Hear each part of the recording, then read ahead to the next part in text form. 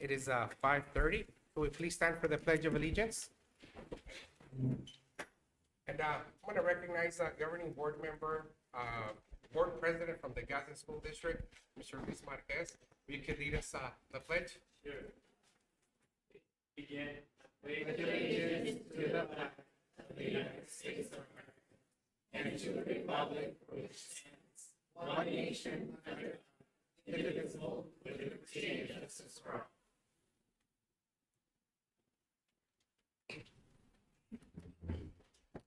Thank you, Mr. Marquez. Roll call. Roll call. Present. Present. Present. Present. Present. Thank you. Moving on to 2.1, comments from the audience. Do we have any comments from the audience? We do. We have two. Okay, thank you. I'm going to call Bernardo Arzola. Okay.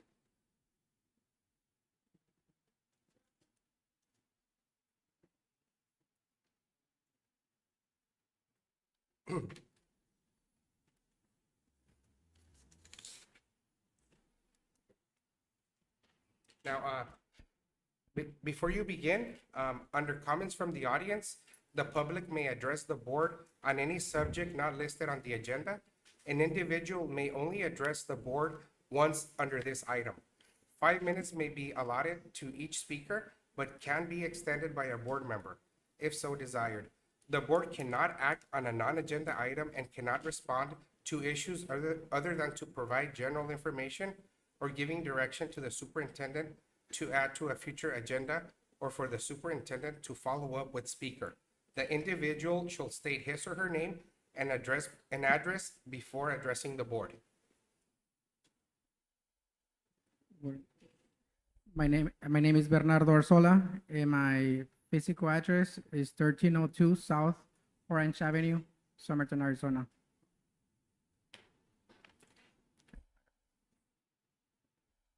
Sí, tiene algo, quería hablar con la mesa directiva. Yo venía con mi esposa a acompañarla. Oh, Bueno. ok, so no quería dirigirse a la mesa directiva. No. No, ok. Oh, Okay. ok. Está bien, gracias. He came with his wife, so he doesn't want to address the board. He didn't want to address the board, so I think they're confused. yeah. Wendy Arzola, same. Okay. You're just here to attend the meeting. Oh, Okay. Thank you so much. Okay, that's okay. That's okay. Thank you for coming. You're welcome. So no call to the public. Thank you. Moving on to 3.1, report from Dr. Knoll. Yes, I want to tell you that we're finally beginning to get some real action on building renewal grant projects that Mr. Velasco has been pursuing. And he's done a great job of applying for building maintenance and repairs that school facilities boards say they will do. And in fact, he was given a building renewal grant to replace the fire alarm system at Orange Grove just recently. That's one of the things. And then I've been updating you as we've gone along on all the little pieces that just keep falling into place. And so we're real excited about getting some of those repairs done that would have been normally been very expensive for us to do ourselves. So thank you, Mr. Velasco. Really appreciate your work on that. And then I also wanted to mention that when we get down to the agenda, you're going to see a list of donations and fundraising activities by parents and community members. And I just wanted to thank parents and families and community members who work so hard to do that extra for clubs and activities so that we can do things more than what's just allowed, under the actual school money that we receive. And those parents spend a lot of time and a lot of effort to make those contributions, and they really do help us to provide a lot of great events for kids. So thank you so much. I also wanted to mention that you'll notice in the agenda, there's a couple places that list the donations received by teachers who've gone out and looked for projects where they can get donors choose or other projects like that. And there's a long list of people with different projects that they've gotten funded. And I just really appreciate people going out and getting that kind of thing done, because it really makes it exciting and interesting for our kids. Plus, it's exciting for the teacher too, to work with interesting tools or things that add to the classroom. And I just felt like as we look at the list and you just approve the list, I just wanted you to notice that there's a lot of names on that list, and they represent a lot of kids that are really getting an enrichment from that activity. So I want to thank our teachers and our parents and families for supporting our students and being creative. Thank you so much. That's it. Thank you, Dr. Noel. Do you have any questions or comments? No? Thank you, Martin. Moving on to 3.2, report from Ms. A. All right, good evening, everyone. I wanted to share a few things. One concerning our recent facilities request update. So we have a new form that you've been able to take a look at, and Dr. Noel and I worked on updating that. I wanted to just share with the board and the community, our administrators as well, and to any parents that might be here or listening, and a big thanks to all of them for bringing up various concerns concerning the facilities, concerning different events, the difference between outside entities versus school-sponsored. There was a lot of misunderstanding in the community revolving around this. And so I really appreciate all the parents who stepped up, who came forward, met with me, or emailed or called, because we were able to really clarify a lot of things. You know, it is true. I want to let them know that in the past, yeah, certain things were done, and they weren't done properly, especially with outside entities. And so we were able to clear up those misunderstandings that caused liability issues for certain individuals. And so that's not safe for them. It's also not safe for students. And so moving forward, we have a really good plan. And so how to do it, making sure that things are through the school-sponsored way, and that those outside entities that might want to volunteer and sponsor through that, they're doing it in the right way. So everyone is protected in that manner. And I want to thank the administrators, the parents, the staff members who stepped up, the coaches, everyone that really helped us to figure out all of these things and figure out all the details. And then we were able to actually take a look at our facilities request form and see where there were some glaring issues, you know, some wording that needed to be cleared up. So Dr. Noel and I worked on that. What we've presented to you tonight, you'll be able to take a good look at that. And It's 7.8. So 7.8. So we'll look at that later. But I just wanted everyone to know that, you know, we want these events to continue for our students. We want all of them, all the extracurricular, all the academic. We just want the right process to be followed so that everyone is doing it in a safe way. Then you'll also see going out this week memo to parents about vaping. I know that last year we've had quite a rise in the vaping incidents in the county. So as I work with law enforcement across the county, we found it to be an issue that's really just shot through the roof. It's something that we're really dealing with. The middle school has taken the brunt of that, being that age group. So there are some restrictions that we have, that we've prohibited. One thing being like the clothing that they wear. So hoodies, who would have known that within the hoodies that there's the cord that can be a vape? They're coming out with watches. They're coming out with all kinds of electronic things, pens.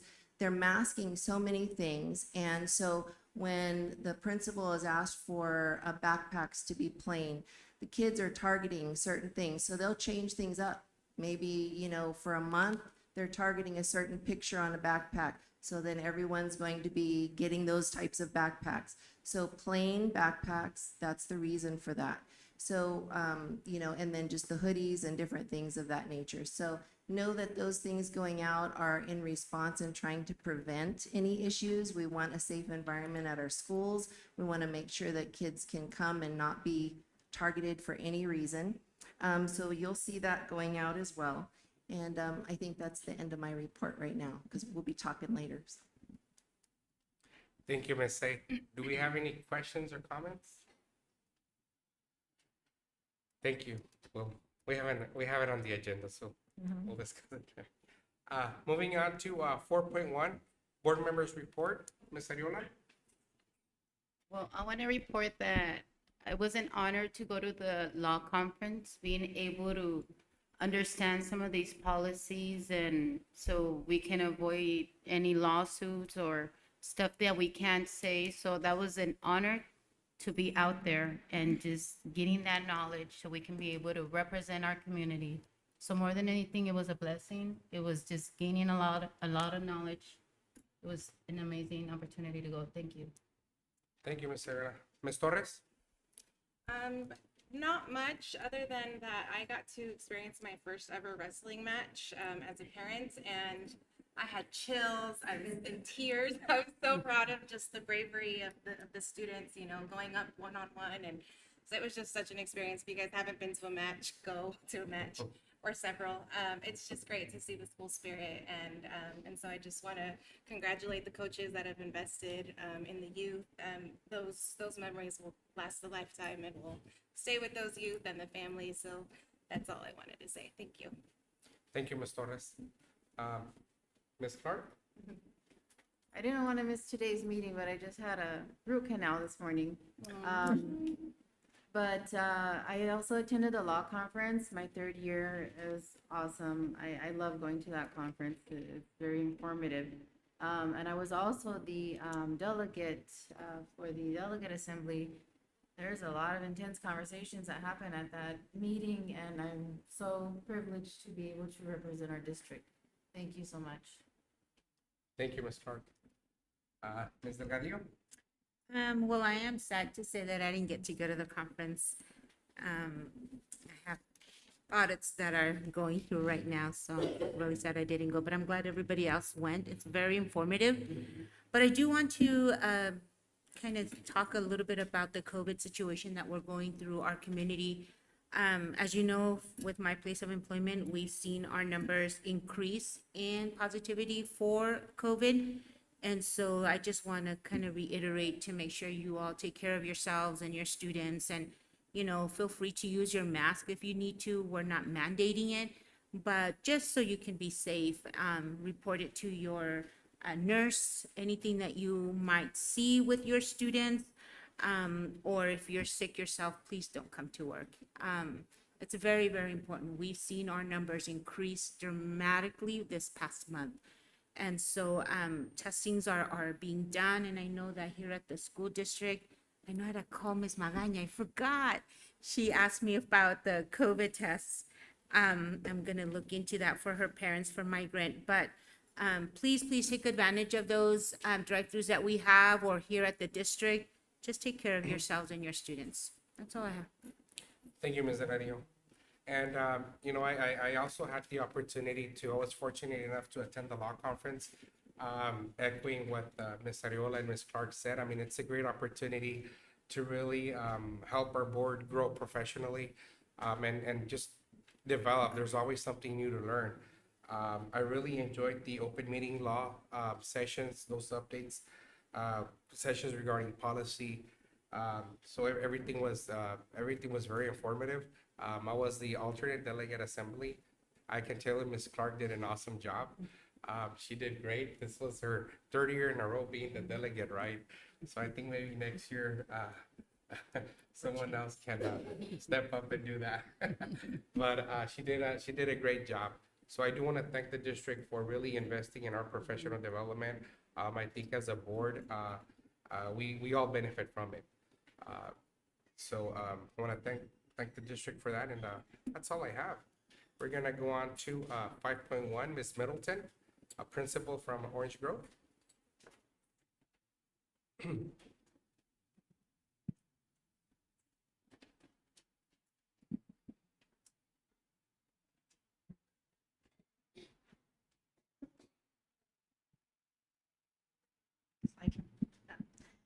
Good evening, school board, audience, and for the parents that are here with us tonight. It's nice to see you guys coming to our meetings. For those of you that don't know me, my name is Tiffany Middleton, and I am the principal, the proud principal over at Orange Grove Elementary. So I just wanted to start off, even though this is not our first couple weeks of school, I still was proud of our little outfits that we came together as we met up as a district, and we were Tiger Chi. And so I just wanted to show you guys this as well. We kind of went in with the attitude of, we knew that most of the schools were going to be going, cheering and hip hip hooray, and we said, let's just look totally different and let's just be tough. So that's what we did. And we had a really, it was a lot of fun coming together with our activity and bonding with our staff. So throughout my presentation, I have some pictures of students from our school. So I am going to look at this because I'm getting glasses tomorrow, and my vision, I can't see from here to there. And the more I go in classrooms, the more I realize, go get new glasses. So we're off to good things. We have 410 students, and we continue to grow. I believe at the end of last year, we were at right around 390 or so. So it's exciting that we keep growing. We have 10 new staff members, 5 teachers, and 6 classified staff. So we are also excited and happy to report that everybody's working really hard, and our new teachers are coming right along. So I'm excited about that. We have about 250 students that ride buses, depending on if it's morning or afternoon. And we did have 4 bus runs, which was one more than we had last year. But they're hiring a new bus person, so it went back to 3. But we are continuing to grow in the houses that our bus runs that we take. And we have about 100 taxi students. So for us, taxi is where the parents come and pick them up in the car. I know TDS and them have loopers, but I don't know what the deal is this year, but a lot of parents are using those. So I'm just excited that the weather is getting cooler and we're just not sweating to death out there. But it's going really well. And we've just had to be really consistent with that because we have so many parents, especially the ones that are traveling on the bus from San Luis. They like to pick them up in the afternoons. And then we have about 50 of our students that are walkers. So in our first picture that we showed, we had our first PBIS Capturing Kids Heart Assembly, and these were our student council members, and they made like little trains for all of the kids to walk in when they came into the cafeteria, and those were our kindergartners. And if you could see their faces, they were like, what are we getting into here? So it was a lot of fun. Just a little bit more on Off to a Good Start. Oh, I cut this one out. I can't really see it, but we had some things that we had I wanted to just share a little bit about our Capturing Kids' Hearts. We have social contracts. We have class ambassadors. So if you go into our school, we have greeters in every classroom that come up and meet. We have our hand signals going. So we're just super excited. This is our 4th year being a showcase school. If anybody would like to come over and see what that looks like in action, everybody's always welcome to come over to our school so that you can see that. So we're starting off strong with our Capturing Kids' Hearts. And this was at our PBIS Capturing Kids' Hearts Assembly. We always play a game with our kids as one of our treats. And here are just 2 students, and their goal was in 1 minute how many little dice they could get to stay on a popsicle stick. And so the kids had a lot of fun playing this. And I just wanted to share this one. In our PBIS assemblies, we do Student of the Month and we do citizenship, where we focus. Our first month was on respectful, responsible, and safe. And then this coming month, it's on empathy, because that is what we are working on this month for our Capturing Kids' Hearts. And so we have golden awards, and I just wanted to share those. And that means our custodians, our cafeteria ladies, the IAs, and our special area teachers. They get to give out a golden award when they see a class exemplifying or showing how they are doing well in those areas. So this was for PBIS for being respectful, responsible, and safe. And if you on there, we have like a golden mop, we have a golden book, we have a golden heart. So we just have a lot of things, and the kids love it and they cheer. And then every month, then they pick new people. So I just wanted to share how we keep that alive during our assemblies. And here's just another picture. One other thing that we have, and this is obviously my favorite, it's our principal tiger. So I get to pass out a tiger, 2 tigers to our primary and 2 tigers to our intermediate. And again, I'm looking for classes who are showing us how to be respectful, responsible, safe, students who are turning in homework, students who are working hard in centers, small groups. So I pretty much so tell them why they've earned it for that week, and then they get to keep the tiger in their classroom for the rest of the month. And so this is our data from ASSA that I wanted to share. Just really excited. So if you can see on top, in 2022, which was last year, the cut score to be an A school was an 84.67. This is 2023. We don't know what our cut score is yet. Hopefully it's the same. That would be really awesome. So last year, our overall score was an 85.99, which made us an A. And we are super excited to share that we've even grown more this year. And this year we're at 86.39. And so we are hoping that we will continue to be an A school. That's awesome. Good job. Yeah, we're excited. So I just wanted to share just 3 areas where we've grown. And this is something that we really paid attention to this last year. And so I'm excited because it worked. And so I just wanted to make sure, to get the opportunity to kind of share what we did. And one of them was our chronic illness forms. We really made sure that we had the chronic illness forms, which we did not have previously. And we've made it a system now with 504s that if students are going to be missing a lot of days, how they can get the chronic illness forms. We can get 2 points for that, which is huge. And so we were excited that we made that change last year. And this is the first year that we've been able to get the chronic. So we were really excited about that. He got the chronic. Yeah, we got the chronic illness award, right? No. And then our other thing was our 5th grade science. They were above the state in science. So I wanted to give our kudos to that, which Miss Garcia's here and Miss Rodriguez. They did a really good job. No pressure for this year, but they rocked it in our science. So I'm really proud of our 5th grade teachers for that. And then the next one is just the student proficiency growth from year to year. We just continue to grow in our proficiency a little bit more and a little bit more. And at our school right now, really that's almost the only area that we can grow because we already get our growth points. We already get in all of our categories. I think we're just missing 1 or 2 points. And so we have 15 more points that we can grow for proficiency. So that is our goal this year. How do we get more kids in proficient? And we know that that's the hardest thing to do, right? It's easier to move the bottom percent and it's harder to move the top ones, but we have a plan in place and we are super excited to see how our kids do this year. And you guys can kind of look at this. I just put for 6th, 5th, 4th, 3rd grade, our ASSA scores. The ones that have a little star by them, it either means that we were with the state or at least we were with the state or at least we were did well in our district. So that's what that is for those grades. So if you can see, there's lots of asterisks in different places. So we're really excited about that. And then the last thing that I wanted to show you guys, if you come to our school, you guys will see this all over the place. And our Tiger leadership came up with this last year. And people always ask that question of who you are. And pretty much so, this is who we are, all on one sheet of paper. So on the left side, we have our commitments. And our commitments is about collaborating and teaming, making sure that our essential standards and instruction are aligned. Our staff is invested in every child. It's heart, mind, home, and community. That is our goal. Respectful, responsible, and safe. Everyone will create a positive learning environment using capturing kids' hearts, mindset, and tools. And then, of course, student achievement is always our #1 priority. On top, you hear our kids always saying we're the best and the brightest.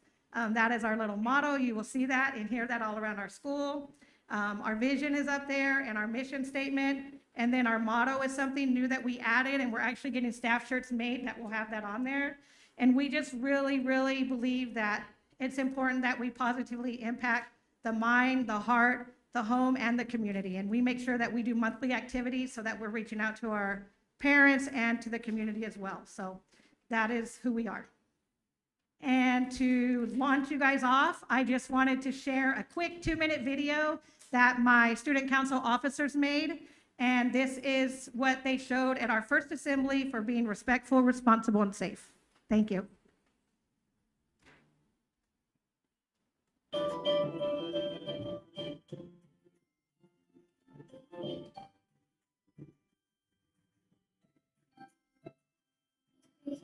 will share your virtual lectures.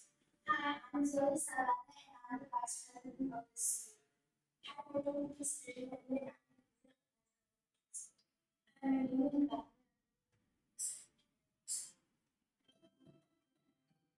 How do you behave restrictions? What does it mean to be respectful? It sounds like it's respectful is to be polite to myself, to others. Responsible is to be ready for to be safe is to be careful, compare to be. What areas do we focus on with PBIS? The areas we focus on with PBIS is the classrooms, the playgrounds, the sidewalks, and especially the activity. How much PBIS? PBIS safe is the. How do you guys feel about PBIS? We like it. It gives us a chance to learn. We have expectations. We have attendances like the test and test. We earn practice. Special area teachers choose classes we thought we were respectful. We came quarterly with that and each quarter. We are the tigers. The mighty, mighty tigers. We are the brightest. Mighty tigers. Give me an outstanding. Give me a beat. Give me an answer. Oh, here we go. Oh, the end. One more time. Oh, the end. Do you guys have any questions? Any questions or comments? Thank you, Ms. Middleton, especially when you have everybody involved in that school. When you have the cafeteria, maintenance, everybody working together. That's amazing. Thank you. You Thank make you. everybody feel valued. Thank you. Are you fully staffed, Ms. Middleton? Ms. Middleton, the question, Ms. Delgadillo? Are you fully staffed? We are fully staffed. We are excited to say that we had one more third grade teacher and she is hired. She's actually coming from Virginia. Her husband is military and we're just waiting on her certificate to transfer over. So I'm hoping next week and then we have everybody there. Yes. Thank you. That's awesome. And congratulations on that tentative A right now. So far, we can't officially. Yeah, thank you. So it's looking good. Thank you.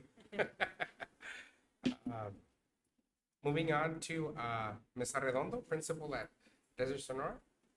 Good evening, everyone, board members, Dr. Knoll, Mrs. A, and community. I am the proud principal of Desert Sonora. My name is Selena Arredondo, and I cannot express how happy I am to be there. It feels just like home. I want to start by reporting on our enrollment. We have currently 392 students. I do have preschool, which, adds 15 to the number, but, officially 392 students with a daily attendance of average of 96%. We are fully staffed with 26 teachers. All my teachers are veteran teachers with the exception of one in 5th grade. This is his 3rd year. Other than that, my teachers are veteran teachers, 17 classroom teachers, 3 ESS certified teachers, 1 instructional coach, 2 specials teachers for art and STEM, 1 speech therapist, and 1 counselor. In addition, I also have 25 classified staff members on campus. And so this is just a pie graph to show you where we are currently with our 2022 state assessment results. Our state accountability formula requires us to have 50% growth, 30% proficiency, 10% acceleration and readiness, and 10% growth. Currently, Desert Sonora has 49.48 growth, so we're almost at the 50%. But like Ms. Middleton says, proficiency is a little harder for everyone. We currently are at 17.27% in proficiency, and we did attain 8 points or 8 percentage points for our ELL learners. And for acceleration and readiness, we also obtained the 8 points or 8%. In addition to that, Mrs. Paredes worked very hard on the chronic absenteeism, so she did receive 2 percentage points, 2 bonus points on top of that. So at this point, we are for this school year at 84.75%, which the cutoff score is 84.17%. So we are like right there. But we don't know if the formula will change, but we're hoping it doesn't, and we will remain in A. We're there. We're there? Awesome, We don't have to awesome. think we're there. And so all in all, our goal for Desert Sonora this year is to increase our student proficiency, which again, it's of course easier said than done. How are we going to do this? How are we going to reach proficiency?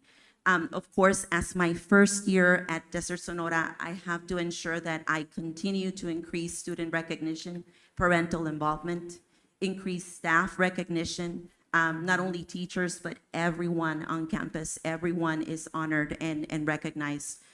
Implementing our curriculum assessment, implementation of all the programs we have, as well as capturing kids' hearts and PBIS.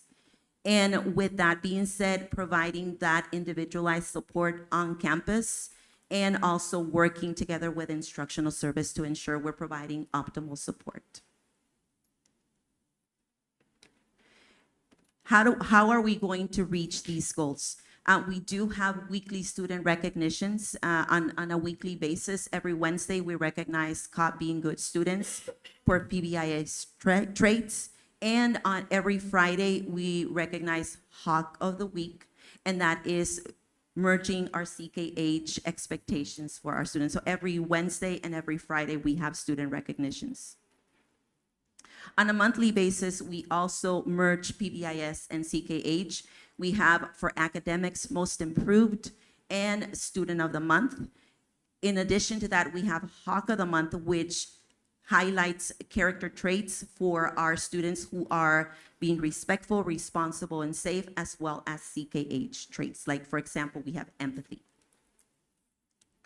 We are also recognizing our staff. So for August, we had Mrs. Burruel as our Teacher of the Month, and we have Julieta Jaques, our wonderful lead custodian, that she just embraces every little piece of what our school is about. She goes above and beyond, and I'm so lucky to have her at DSS.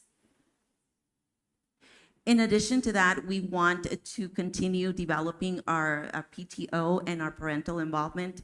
DSS had over 50 families this past August attend our PTO meeting, and with that being said, PTO is a parent-teacher organization. Out of my 26 teachers, we had 24 teachers in attendance to our first PTO, so that was just wonderful. And last but not least, it is my first year at DSS again. It is an opportunity for me to develop that climate and culture with teachers and staff. And so every month I've pledged that we are going to honor each other, honor our birthdays, our accomplishments, not only by eating, because we love that, but also by celebrating each other and engaging in activities in which we can all develop our relationships. And all in all, the vision for DSS is when school, home, and community unite, we achieve our personal best academically and socially as lifelong learners. So here is the DSS family. Any Awesome. questions? Thank you. Any questions or comments? I have a question. Ms. Delgado, Yes. a question? I didn't get to see your PowerPoint on our attachment, but Antonio, can you go back to the numbers where the ratio is how many students per grade?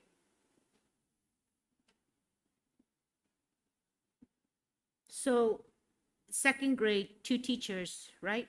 Yes, ma'am. And there's 51 students. And so what about kinder? There's 2 teachers, so that means in kinder, each classroom has 30 students?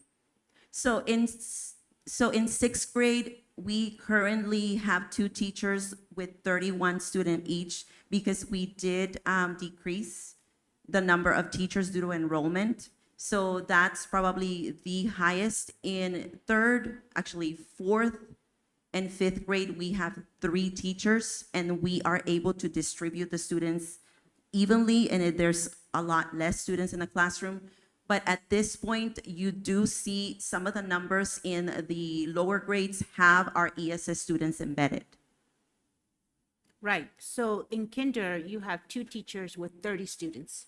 Yes, some of those 60 students are with Mr. Bush and Ms. Ramirez.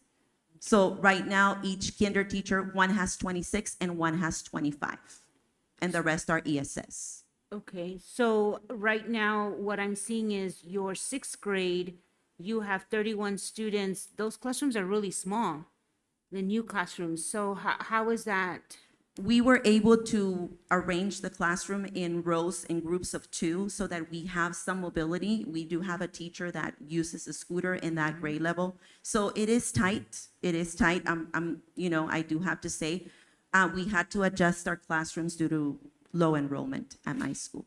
So are you prepared if you have more students to come in to increase? We are. We do have 2 teachers that are fully certified teaching specials at this time. So I might have to reconfigure, or I will, of course, come and have a conversation with Dr. Noel and Mrs. A so that, we can look at numbers and we can possibly hire someone else. I would like you to reconsider and talk to administration instead of pulling your specials. Those teachers need that, and those students especially need that STEM. Yes. So I would recommend that you come and talk to administration instead of pulling them. There's always ways, There's always ways. We need to adjust that, and that really worries me on the kinder. But as you said, they're distributed within Mr. Bush's Yes, classroom. But we in do have a 6th high grade- number of kindergartners in ESS classrooms at this Yeah. point. that just really concerns me on the 6th grade for now, but we'll look at it again in a couple of months and see what the growth is, and then I'll direct it to administration. Thank you. Thank you. But it does look 60, but in reality it's 25 and 26 with it. So the numbers kind of seem a little bit. Yes, off. that is the But- case in 31. kinder. It's not the case in sixth grade. No, not Yeah, in yeah. 6th. Okay. So, all right. Thank you. I'm pretty sure that if things get unmanageable, you'll make sure Absolutely. you ask for support and something will be developed. Thanks. Thank you. Thank you. Thank you. Any other questions or comments? Thank you. Moving on to Mrs. Escalante.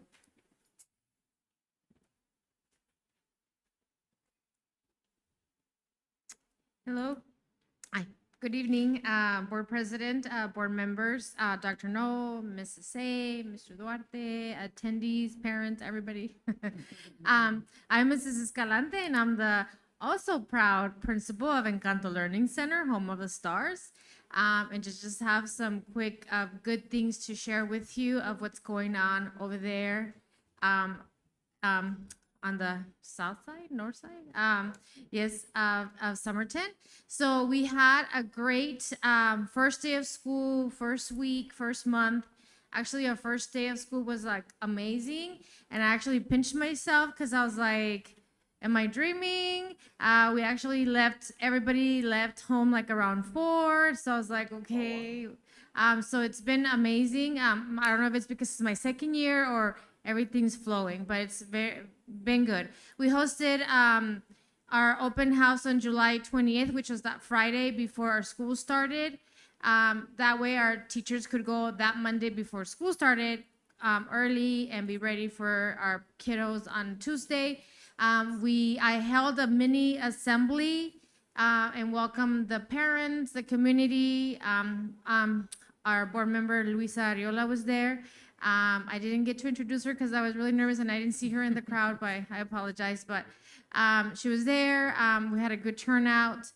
And those are our numbers right now. We currently have 421 students. We had 3 new students enrolled today, actually yesterday. So we moved up to 421 students. I have currently 23 staff members, and my apologies because I did forget, there's a typo. I do have 4 ESS teachers, 1 preschool, 1 self-contained, my speech, my resource, my counselor, I forgot, and my 2 special teachers, and my instructional coach, Mrs. Crab. I can't forget about her. She's amazing. And then, so those are my class sizes and my number of teachers. And then currently I have 3 teachers pending HQ status. Either one of them is brand new, and then 2 are either pending a test or just waiting for the results. Okay. So just what we're focusing on this school year, again, is PBIS, Capturing Kids' Hearts, our lessons, best practices, effective teaching. And this year I've been working alongside Mrs. Say, and she's been helping me with our data, our goal setting, especially our data meetings to be more productive, more meaningful, more intensive. And so teachers we met with them last month, and we set goals for them, for myself, and for the students. One thing is with focus on doing HMH, IM, Amplify, Social Studies, Science, all the other curriculums with fidelity, and 100%, doing them 100%. Also with technology, giving their personal best, but making sure that, they're doing their best and making sure that they're watching their students grow, and that their implementation is there. We do have our social contracts. Teachers are collaborating. Our technology is there. Mr. Gonzalez, our 6th grade teacher, brought in his 3D printer, so they're teaching proportions and ratios with 3D printers and stuff like that. Mrs. Moreno is also teaching social studies, and she's doing some kind of like 3D objects. So we're doing a lot of things in the classroom due to those data meetings that we had, and because they were able to see that it's not just let's teach this standard, it's more like let's look into depth and see beyond it, and especially the collaborating and the goal setting, because it's more like, oh, okay, this is what it's all about. So great things happening. And then just some good things that are also, besides the effectiveness and our focus, we have an SRO on campus, Officer Mena. He's a great support at our school. The students like having him, and it's a great support for us too. We do our Capturing Kids' Hearts in the classroom. Mrs. Cardenas' class was doing the adjective name game. We had the great Arizona Puppet Show come and talk to our preschool to 2nd grade students about dental hygiene. We had our student council elections. And we currently have our student council president here present. And it was really unique this year because we actually had a tie in one of the categories. So the students got to re-vote again and see a tiebreaker. So they were able to be like, oh, okay, so our vote does count. It's not just, we choose whoever we want to. It's like we do take those in account. And then one thing that we started where we are including our IAs and our cafeteria staff is the Golden Fork. So kind of like what Mrs. Middleton has at OGS, we have the Golden Fork. And so students in upper grades and lower grades can earn every month a Golden Fork. So it's a wood Golden Fork. And our IAs and cafeteria come together and then nominate a class who has shown obviously the 3 R's, but also say thank you, you're welcome, choose a good amount of veggies and fruits, they clean up, they're helpful, they just do an amazing job in the cafeteria, they line up correctly, they're waiting patiently for food to be served and so forth. So this year we had Mrs. Gomez in 1st grade win the Golden Fork, and then Miss Hampson in 4th grade. So those are the good things that are happening, currently at our school. And then some upcoming events. Currently, we have our safe and healthy sessions. We have Mr. and Mrs. Gonzalez doing softball. We have our STEM and robotics have started, our after-school extension program. Our book fair, our migrant also started this week, and then our after-school program will start. Currently, Mrs. Crab is conducting SST meetings. And then our first PTL Title I Parent Night is coming September 26th at 5 o'clock. And then this week, we're having a Heritage Spirit Week. So we will be hosting a Native American Heritage Assembly on October 5th. We don't have the time yet, as Mrs. Crab and the Cocopa Museum Director are finalizing the times, but we'll be hosting that assembly. And then just to finalize it, I did not bring my data, but looking at it, it looks like I'm also a B. Hopefully, yeah. So hopefully they keep the same scores. But just to finalize it, at ALC, our future is bright. This year, we did the giant sequoia from Capturing Kids' Hearts activity.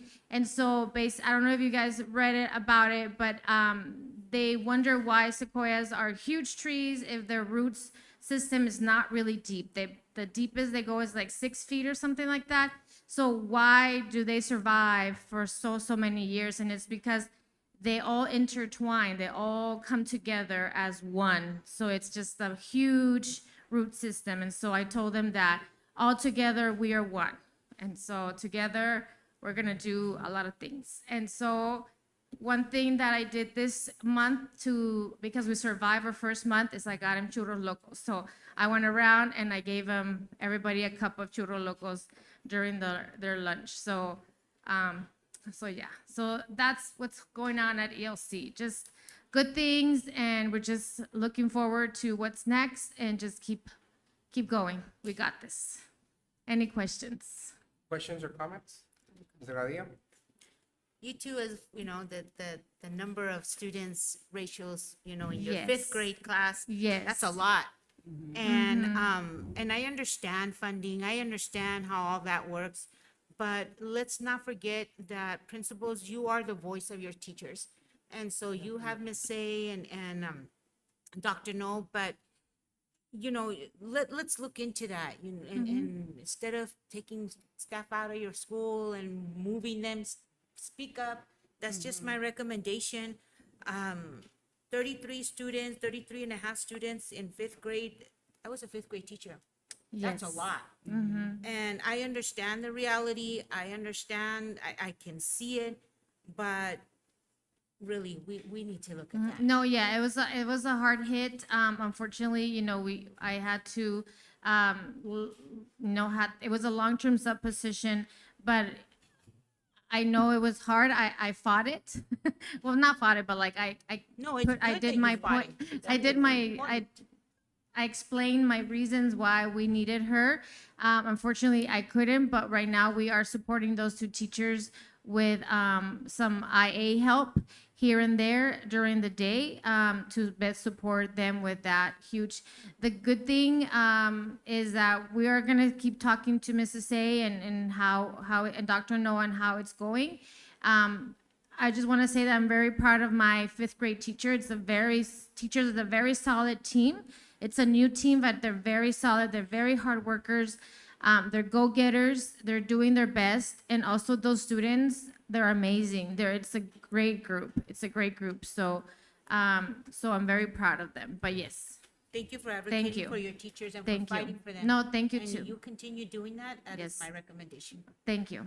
And I think also just to, I do want to say that there is that funding formula for, right, there is a, I know at our administration is doing the best they can to ensure that every school has, enough teachers, but also at some point there does come where, principals get to decide how they use their staff, and I think that's something important that can be considered when looking at those classes. I mean, I know it's a tough decision. Yes.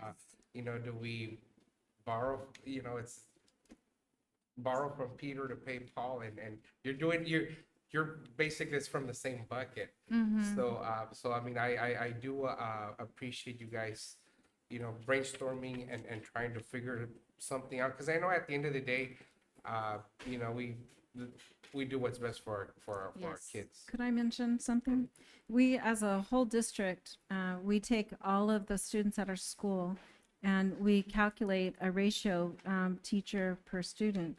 So like, for example, at Orange Grove, she has some classrooms with just barely 20 kids in them because of the number of teachers. So she had other grade levels that were too many, but if you add one more teacher there, then you have classrooms of 20 kids, and we don't get the funding to support that level of support. So that's the tricky thing on those numbers, is do you have 2 classes or do you have 3 classes? And you can be too large for 2 classes, you can be too small with 3. So it's kind of a tricky thing. And they've done a really good job of being creative and trying to find good solutions for that. But we do use the same measure for everyone. We use a ratio of 25-1 for the FTEs. And then and we always go above, like whatever was the qualifying amount. If it was 14.3, we gave 15 teachers. We always will go to the next number, round it up. So that's kind of how that gets calculated. So. Thank you, Mrs. Escalante. No, thank you. And I wanted to add before she leaves, we got to be able to keep those teachers, that teachers are resilient, students are resilient, but that's what we don't want to do. We don't want to burn out our teachers where they want to go. And then that creates more of a problem for administration. It becomes a trickle effect. So if we can find those solutions, so 32 Yes. students, but like Ms. Delgado said, it's a lot of students. And we don't want to Yes. burn out our teachers with a new curriculum and now having all these extra, it's a lot. It's a lot for our teachers. Yeah, so yeah, before I spoke with them, I had my solutions like, we're gonna let go, we're gonna move on to just 2, but this is how I can support you. This is how Mrs. Craven and I can support you. And so the good thing is I had money to hire a part-time IA. So that part-time IA is in there supporting the teacher with the students and stuff. I know it's still not enough, but it's a little bit extra help than just them with all those students. Yeah, but thank you. Thank you, Mrs. Thank you. Escalante. So moving on to consent agenda. Does anyone wish to pull something from consent agenda or have a question?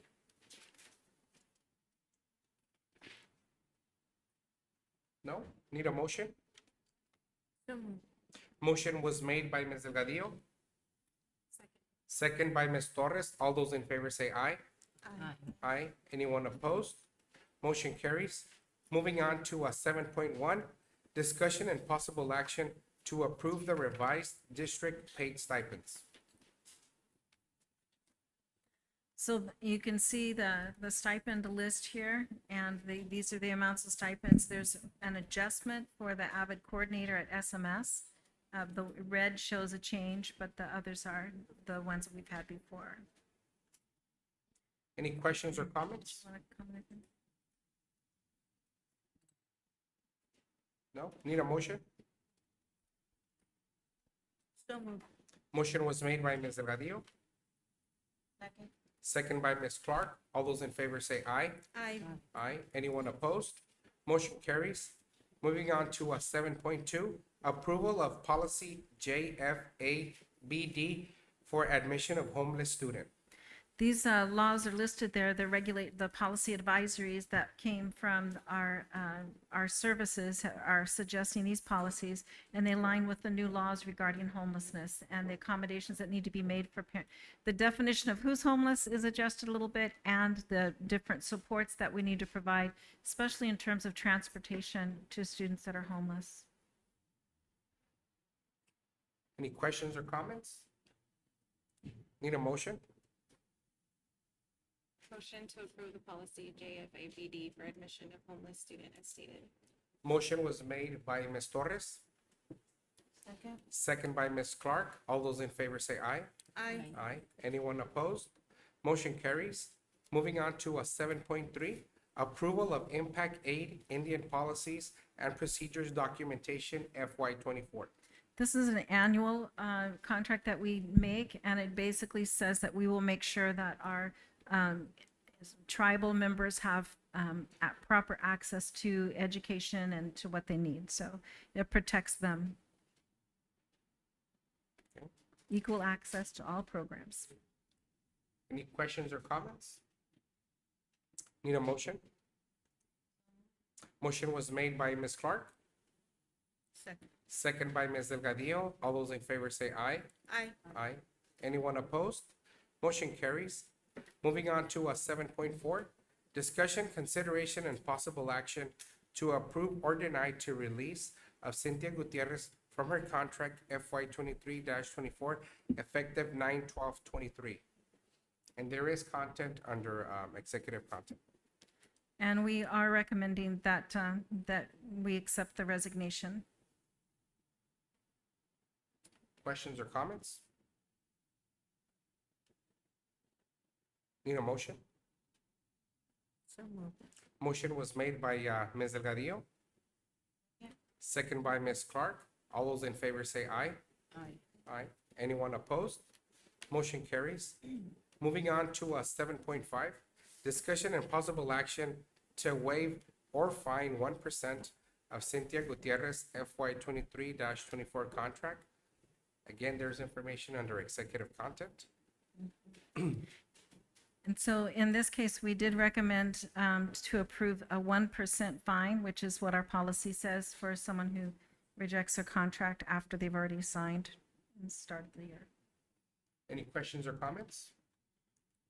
Need a motion? So moved. Motion was made by Ms. Delgadillo. Second. Second by Ms. Clark. All those in favor say aye. Aye. Aye. Anyone opposed? We'll do a roll call. I heard an A, so I just want to make sure. So roll call, in favor, Ms. Torres? Aye. Ms. Delgadillo? Aye. Ms. Clark? Aye. Myself, aye. Nay. Nay, Ms. Ariola, 4-1. So motion carries. Moving on to 7.6, approval of school parent support organization FY 24 SVS. This is an annual approval we make at each school. Any questions or comments? Need a motion? Motion to approve school parent support organization for SBS. Motion was made by Ms. Torres, Second. second by Ms. Clark. All those in favor say aye.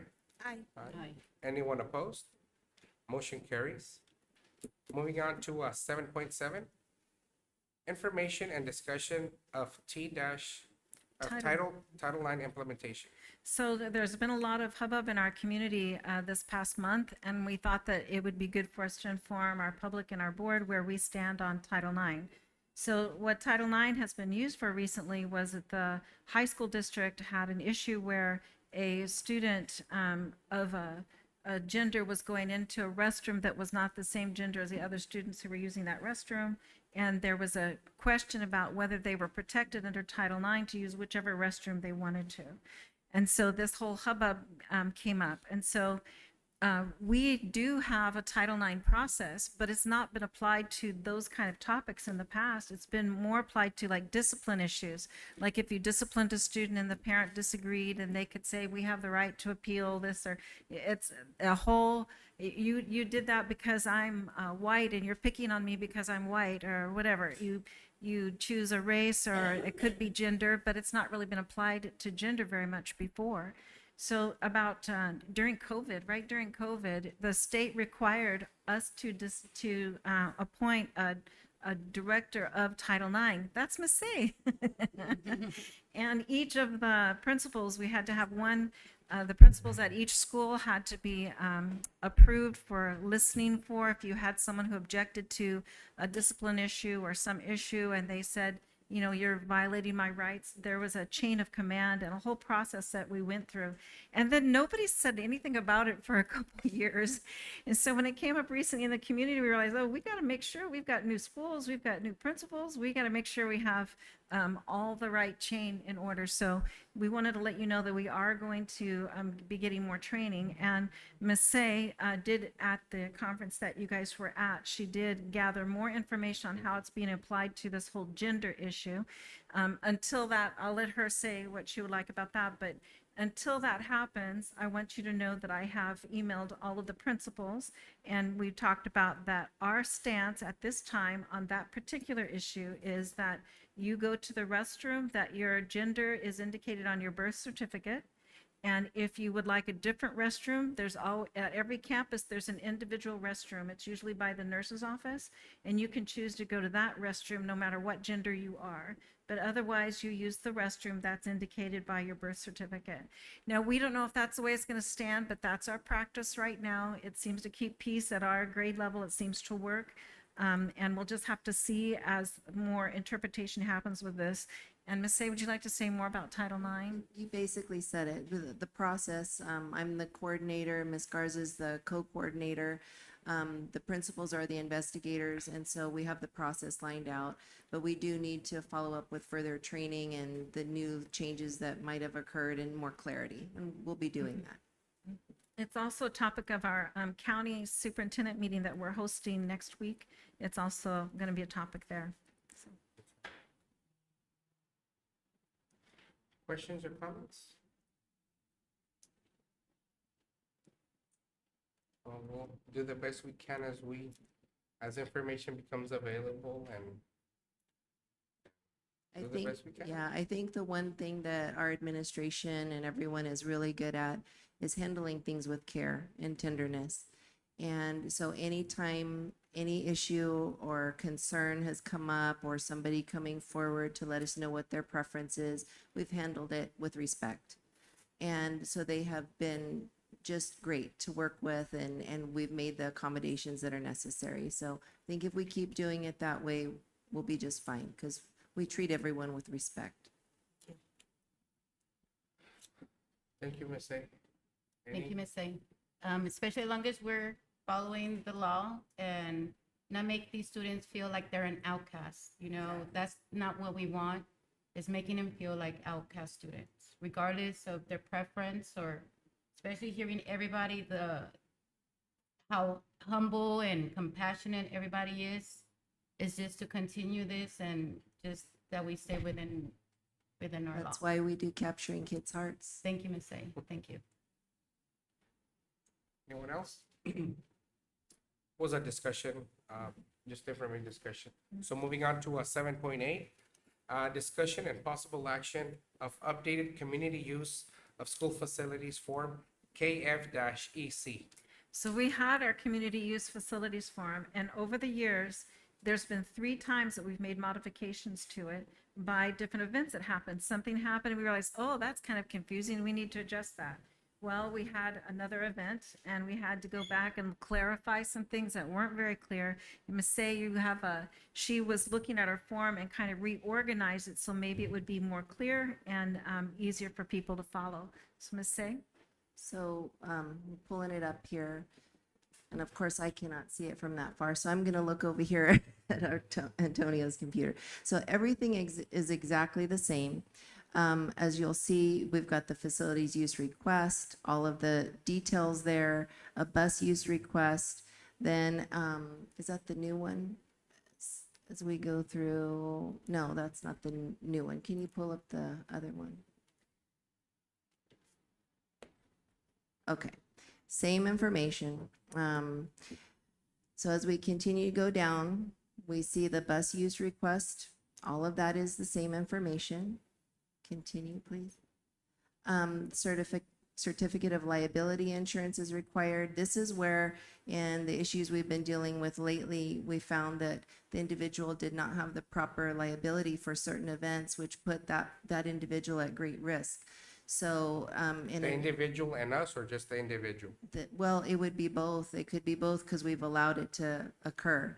So we need to ensure that they bring the proper liability forward for whatever the event is, and everyone needs to be on the same page with that. Then we have the rules and regulations. All of that is exactly the same as it was before. So here's where we had confusion as well, because folks would look at the bottom part, and there's a part that's, I'll get to that. But anyway, all of this applies to everything. So if they need a custodian, if they're asking for the kitchen, they're asking for any of those things, that is there. That's a statement for any of these classes. Class 1, Class 2, or Class 3. Class 1, no charge. Basically, that's anything that's a school-sponsored event, okay? Anything that's school-sponsored, PTOs, booster clubs. It's very specific to the school. Sole responsibility is to the students of our school district, our registered students, okay? Class 2, the fees are for other entities. It includes nonprofits that was not listed there. So Dr. Knoll and I put that in there in red, you see it. But community college, community concerts, church recitals, all of these other things are there. And then commercial and or profit making, that would be Can I interrupt you class just a 3. minute? Yes, ma'am. So note that in class 1, it's a school's activity. And the difference in class 2 is that it's some community event, but neither one is for profit. And that was a confusion. Neither of those are for profit, but they're different if they're a school activity, as a school-sponsored Correct. activity, than if it's a community activity. Thank you. Okay, then as we continue down, we have the different buildings. Of course, this needed to be updated, right? Because we have new schools and so on. I also added, because we have the request for use of kitchens. That wasn't there. Wait, stay there. Thank you. So you have the kitchen request. It could be any of the schools. So I put any school or facility. Playgrounds were not on there on all of the schools, so there could be a request for a certain playground at a certain campus. And so I tried to make it more encompassing of all. Parking lots as well. They could want to do a car wash on any of the school parking lots, so we needed to have that there. So then if you go down and you see the next section, this is where we had also a lot of confusion and misunderstanding. So keep in mind the rules and regulations that were just above that we took a look at. So now the kitchen use, if there's a use of any kitchen, that's an added fee, which was now in the schedule there. In addition, any district cafeteria employee may only operate the kitchens. Renters will be charged, I just saw a typo, I'll fix that, charged at $36 an hour. So we will, we don't have the honeybees there, so I'll fix that bee. So that's another thing. Mr. Cano specifically trains every year his food service employees. And so they're the ones that know how to run all of that big equipment. And so we need to make sure that that's a liability as well. So if they're asking to be cooking in our cafeterias, then we need to have someone there supervising that knows how to run the equipment. So that's a hard line there for us. And then you'll go to the red part where the nonprofits. So nonprofit organizations, this is the update Dr. Knoll and I also worked on, will be charged the facility rental utility fee if used from April to the end of September due to extreme heat, basically the AC charges, right? If the event is non-religious and or the event is to benefit the Somerton school community, that's the same. Staffing fees will apply per the rules and regulations stated above. That needed to be in there because people were just taking one piece and not connecting it to the rules and regulations that applied to everything anyway. So we made sure that that was clearly written. Utility fees will be waived between October to the end of March due to the fact that you're probably not going to have AC incurred during those cooler times of the year. So that's our recommendation as of now. And then all of the rest of it is the same about the custodial staff, why they need to be there. Also down at the bottom, you'll see in case of bus rentals, that we added will be charged the current cost of mileage and fuel as determined by the district's transportation director. As we know, all of those costs have gone up and down and all around. So we thought that would be safe to put that there. So then whatever the current is, then we can ask transportation director, she can give the cost. But we only do that within our district anyway. We don't rent them out. Yes, ma'am. Did you have a question? I do have a question. So that part where it says $36 per hour to open, clean, and secure the facility after the event. I don't know if we want to be a little bit more specific on the cleaning. The way I interpret it is if I use it, I'm gonna leave all my, whatever the trash, and I'm not gonna be responsible to cleaning it because I'm already paying $36 an hour for you to clean it. Right. So I don't know if there could be another type of a language on there, or what is the expectation? What does the word clean mean to you? Maybe define or be a little bit more specific. Sure. It's That's a just good my point. recommendation. And we could add that to the rules and regulations portion, which I can't remember if there was a part in rules and regulations. It's talking about prohibiting smoking, alcoholic beverages, and so on. But we could add to that about leaving things in good order and not leaving big messes, kind of a statement. So, Something like that. yeah, because we don't want the custodial staff to have huge, big messes and they're there for hours after, because typically you only have one that is coming in. It's really to make sure that things are secured, closed up, in good order, and generally cleaned up. Yeah, that's a good point. I'll make a note of that. Thank you. Are there any other questions or comments? I have something. I do want to say, I want to really applaud your efforts, Miss A, for handling, all the emails that came in about 10 days ago. They came in and I was CC'd on them. So really I appreciate how you handled, all those emails. The majority of it, you mentioned it kind of seemed like there was a big lack of communication on what was happening. And to me, this just shows the importance of making sure that, everything is communicated well from all levels. Ms. Polich, both of you, thank you very much for everything. I know, I can't even imagine how much time you guys have really spent sorting this out. When in reality, we should be focusing on education, on academics of our students. So I know this took away a lot from you guys. So I really appreciate that. Doesn't go unnoticed.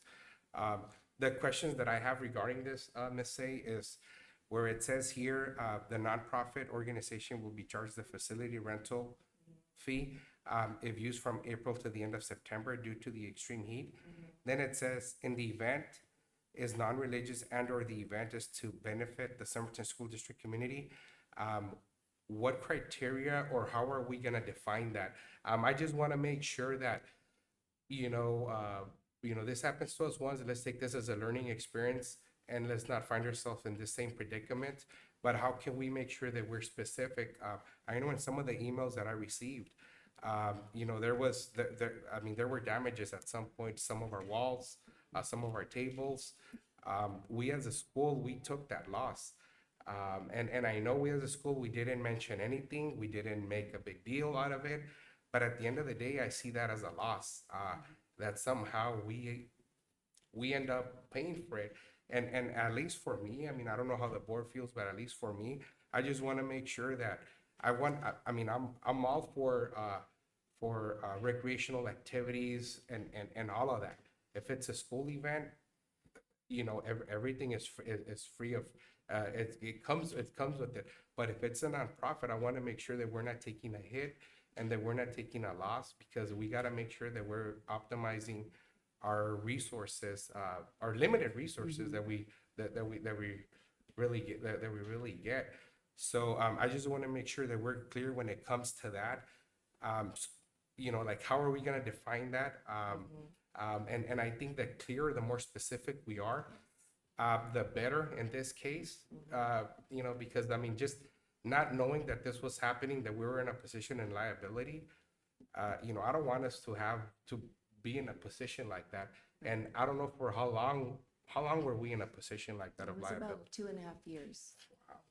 You see, and I mean, yeah, to me that, we, Well, we need to be, Well, they that did have separate liability. entity. The entity that was involved did have liability for some of those events, but certain things they didn't. And they didn't even understand their own liabilities, so it wasn't Right. that anybody was trying to do anything wrong.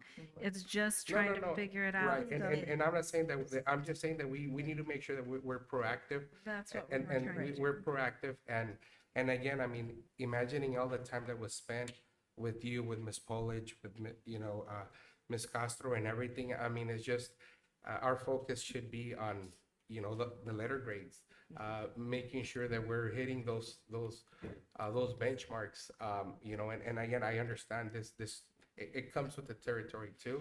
But, I just say, at least for me, I mean, I don't know how the board feels, but let's be specific on that. Again, I just want to make sure that whatever we do, I encourage recreational activities. My kids play sports and everything, but I want to make sure it doesn't come at a cost to our district if it's a nonprofit. Okay.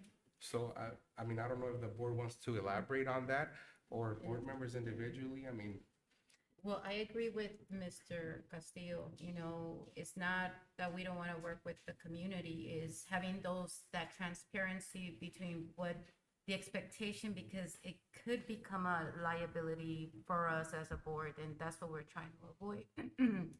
And just having that transparency. But thank you, Ms. Say, for taking on that task, and Ms. Castro, Ms. Polich, thank you. Ms. Torres? Yeah, thank you. Again, I echo what you all are saying. It's essentially a liability issue, but definitely want to support community events and students, and so that was never the issue. Our support is always there for that, and I receive parents emails and complaints as well. But I like, you have to go straight to the source. I was like, this is all miscommunication, and so I think Ms. Coolidge, Ms. Castro, you guys handled it very well, and let's say with your support, I think it was handled very well.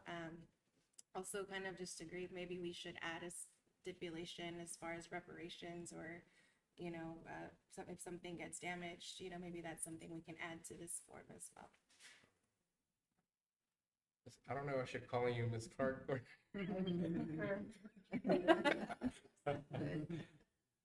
Ms. Delgadillo? Yeah, and I think something that would be, and this doesn't have to be on the policy, but at least for us also just kind of making sure that, I mean, if something does, they use it, who's going to be accountable to ensure that all the proper documentation is in order. So, I mean, I know it doesn't have to be this, but I think it has to be clear at our level to make sure that, hey, if something is not followed, then we know exactly who to go to. We've actually put in some new procedures with that. So they come to the district office, as they always did, to get the facilities use form. So that's going to be filled out, and then we go through a process, Dr. Knoll and I, with checking with the site principal first, because in the rules and regs, that is one of the things that the site principal, the activities that are going on at the school rule, right? So if an outside entity wants to come in, we're not going to kick out our own kids and our Right. own stuff Of for that. So that's in there as well.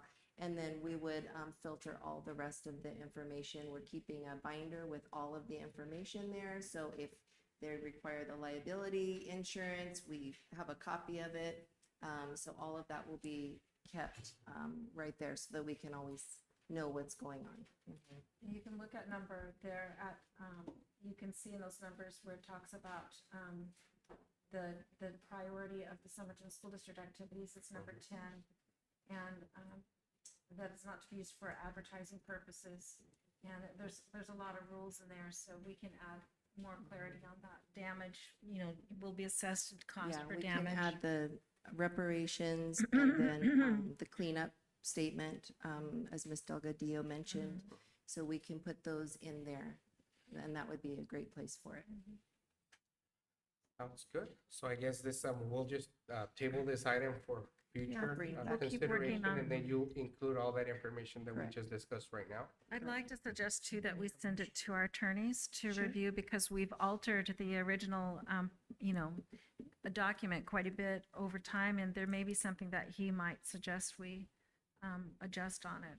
So Oh, you see, probably, and that's something that I also forgot. All the time that we spend, and I know we've contacted our attorney numerous times on this, so I know I spent about, if you imagine the cost that we spend, I mean, spent about 2 weeks with the attorney going back and forth over, so Yeah. yeah, it's yeah, over so I mean, $1,000. yeah, so it's, I mean, just on this issue itself, so, thank you all involved on it, and, I have to tell you though that I really, of all the people that I've worked with on this issue, which there's a wide variety, no one has had ill intent.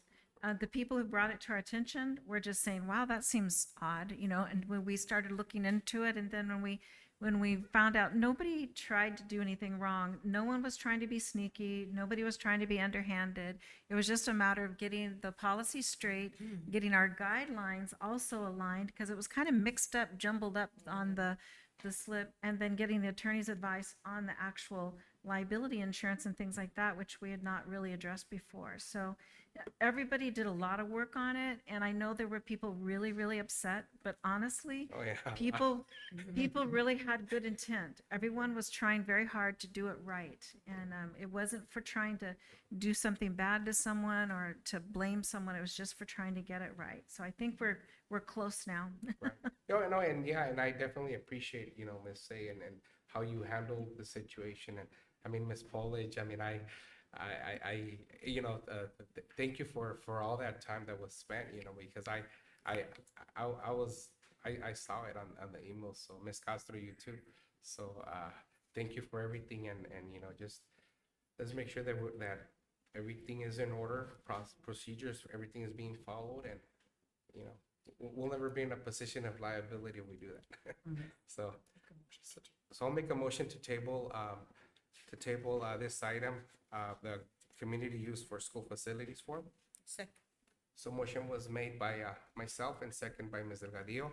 All those in favor say aye. Aye. Aye. Anyone opposed? Motion carries. Moving on to 7.9, discussion and possible action to approve a resolution for the superintendent to seek information on override and bond capacity. So, would you mind if I read the public content just for the public to hear? Yeah, or- go ahead. Right. So we are planning to use our existing capital funds for expansion of Sun Valley School. We will not have enough in current funds to expand it to full size, but it looks like we'll be able to get a good expansion done with our own money this year.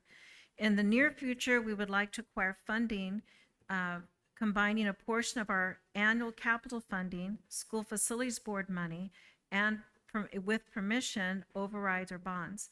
And the projects that we have in mind are the expansion of SVS to a school of 500, a construction of a second school on the existing 10 acres that we own in East San Luis, expansion of BTS, and construction of a third school in East San Luis. And I'm asking for your motion to approve that I reach out to our attorneys, Gus Rosenfeld, and begin the process of consideration of overrides and/or bonds. Eventually, the decision would be made by the voters and taxpayers within our school district boundaries. Before it goes to the voters, the board will need to approve the measure.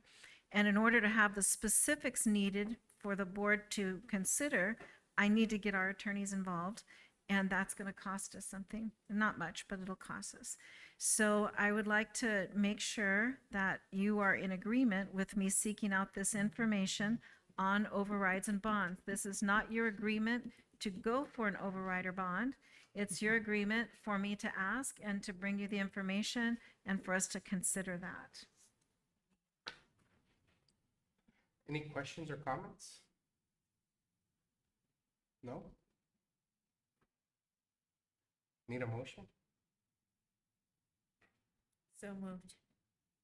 Motion was made by Ms. Torres. No. Oh. Huh? Oh, by Ms. Delgadillo, I'm sorry. I can second. Second. Motion was made by Ms. Delgadillo, second by Ms. Torres. All those in favor say aye. Aye. Aye. Anyone opposed? Motion carries. We're excited. I'll go for it. Moving on to 7.10. So we were able to get two quotes, Arizona School Board Association Oh, and, hold on, let me read the item. go ahead. 7.10, discussion and possible action of approval of superintendent search organization. So we have two quotes from ASBA and from ASA for your consideration for the search.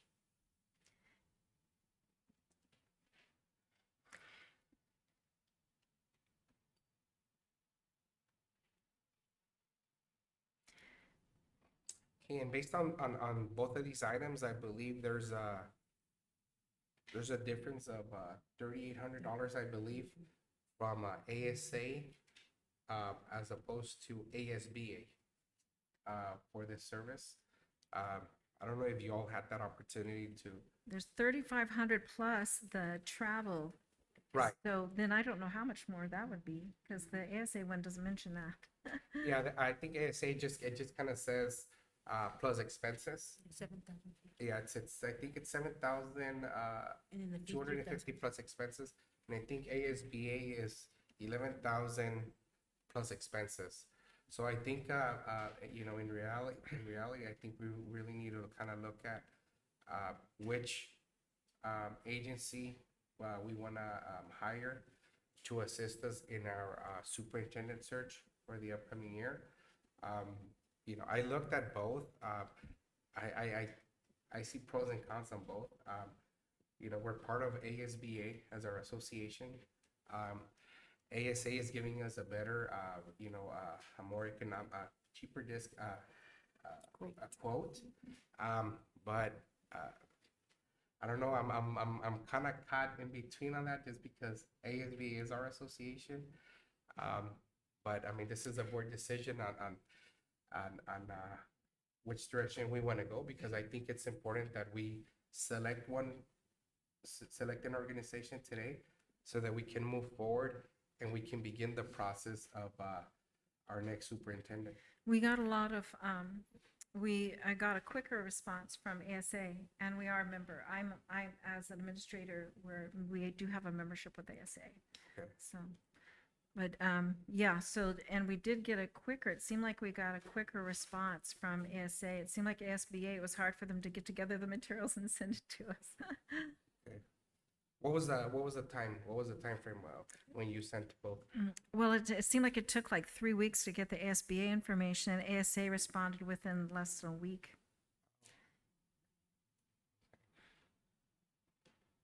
So thoughts, guys? I would like to go with ASA this time around. I know that we've always used ASBA. I know when Dr. Noel was hired, ASBA was used. I just want to make sure that my recommendation is to use ASA, but we also have the community involvement, screening, and like just the way it was done when Dr. Noel was part of that. Right, and I believe that ASA does have that included, do. right? And something that we that I think I think we as a board, I think we agreed that is for our next superintendent, we want to make sure that we involve the community. We want to involve all of our stakeholders, admin team, to have those meetings and I mean, I don't know how they're gonna look. That's why we're seeking an organization to come in and assist us in that process. I looked at both and they both seem okay. So I like the ASA that it gave a timeline of the process. I just don't know if the parameters of that timeline are, they're able to, it's a long dragged out process and, I mean, and it's not to say that we want to do something like right away, but maybe in talks with them, we can kind of maneuver those timelines that they have established in paper. and I'm assuming that can be possible, right? It's up to you. Yeah, they'll do what you want. They'll be at your service. I recommend ASA this time around. ASA. ASA. Okay, so need a motion. Make a motion to approve the superintendent search and contract ASA as the organization to begin that process. Motion was made by Ms. Delgadillo. Second by Ms. Torres. All those in favor say aye. I Aye. Anyone opposed? Motion carries. So you'll reach out to ASA. Yes. And I think it's important that we schedule a meeting, I want to say as quickly as possible. And I think it's also important that we all, we make ourselves available for that. And then, because I think we're going to be meeting through your schedules. Through your schedule, we'll do the best we can to accommodate everyone, but I think we want to make sure that all board members are present when we're having these meetings with ASA and their representatives. Okay? Let us know, Dr. No. Okay. So moving on to 7-11, October regular school board meeting, possible date adjustment. So we have a conflict in the date in that's fall break. It's during fall break, the October meeting. And so we didn't know if you wanted to move the October meeting or if you want to leave it within fall break. That's fine. But we wanted to let you know it falls in fall break. And Melissa has to submit the AFR by October 15th. So she really needs for us to approve the financial statement before that date. So it made it kind of hard to think about moving it a week later. At first I thought, well, we just do it a week later if you want, but she has to have that submitted by the 15th. So if we can just stay with the current date, just so you know, some of our staff and people may not be able to be present, but we could have the regular meeting on the 10th as scheduled, or if you want to change it to the end of the week or to the next week or the week before. We just want to let you know that's a problem or conflict. You know what? I would recommend to the board that as we move it, it is fall break, and I think we've talked a lot about self-care, and I think this is a perfect opportunity to kind of lead by example, right? And if they're on fall break, let's respect that fall break for them. I'm looking at if we can all look at your calendars. I'm looking at Wednesday, October 4th. Does that work for you, Ms. Maria? works for me. Yeah, does it work for Ms. Ariola? Wednesday, October the 4th?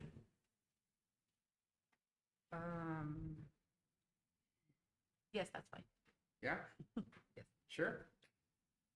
Okay. It's okay for you, Ms. Clark? So Wednesday, October 4th at 5:30?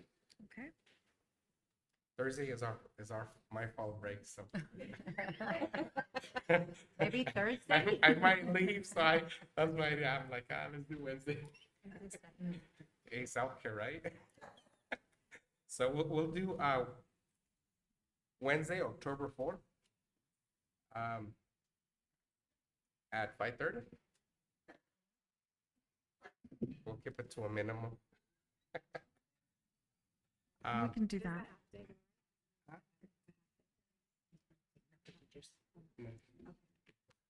And we're gonna go, I'm gonna go to the announcements. I'm gonna leave the executive session till the end.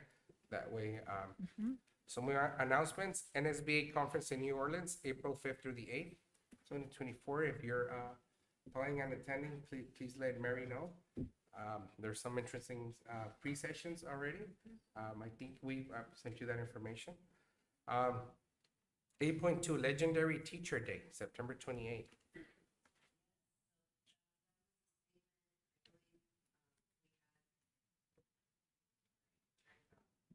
So that was a statement of the Legendary Teacher Day. I'm not looking at it right now, so there it is, the proclamation.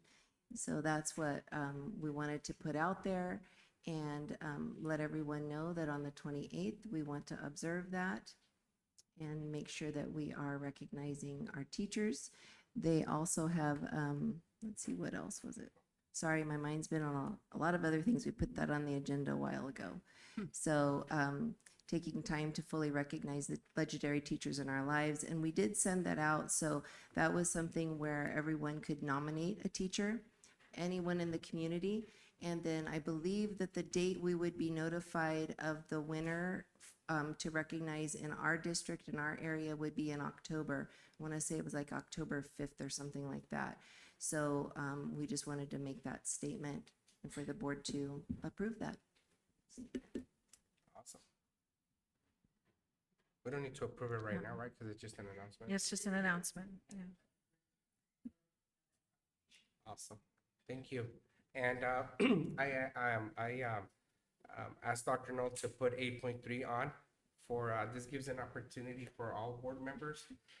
Maybe, you know, if there's any future agenda items that you guys would want to add in our upcoming agenda, this gives us that platform to just kind of, I know I send an individual email like every first of the month, right?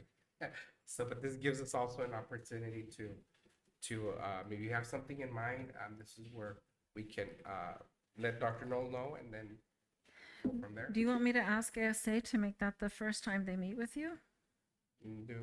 Ask ASA if they would meet with you the first time on that date, on October 5th? Yes. I'll ask them if that date's available since you're already getting together for the meeting. October 4th. October 4th, yeah. Oh, Yeah. I'm sorry, thank you. 5:30 on October 4th. Yeah. I have to make sure I get it right. Yeah. So, yeah, I think that would be great because it would probably be after our meeting, right? Or I don't know. I don't know what their initial action would be, so I'll contact them and see. okay. Mhm. Yeah, I think that works great. And then we can we'll discuss all the details, timelines, and everything as a board. Yeah, okay. And good. So need a motion to adjourn to executive session. So moved. Motion was made by Ms. Delgadillo, second by Ms. Clark. All those in favor say aye. Aye. Aye. Anyone opposed? Motion carries. We're gonna go into executive session.